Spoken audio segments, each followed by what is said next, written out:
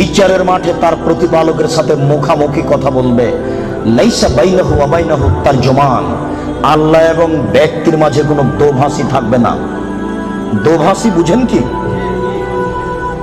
আমি ইংরেজি বুঝি না, বাংলা বুঝি, আর ইনি ইংরেজি বুঝেন।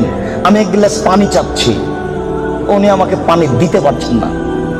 একজন লোক লাগবে যিনি বাংলাও বুঝেন, যিনি ইংরেজিও বুঝেন, উনি হলেন দোভাষী।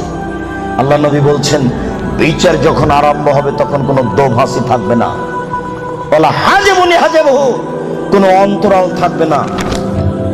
এরকম কোনো অন্তরাল থাকবে না। মুখামুখি কথা যখন শুরু হবে তখন প্রত্যেকটা ব্যক্তি ফায়ানজুরু আইমানা মিনহু, সে তার ডান দিকে লক্ষ্য করবে।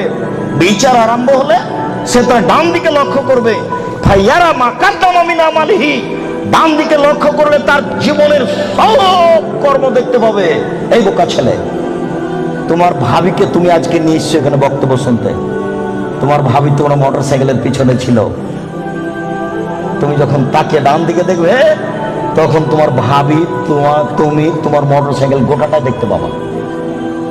এই বোকা ছেলে, তুমি তো রমনা পার্কে আর একজনের মেয়ের সাথে বসে আছো, এইভাবে দেখতে পাবা। বুখারী মুসলিম। বিচার যেদিন হবে সেদিন তুমি বুঝতে পারবা বিচার কত কঠিন।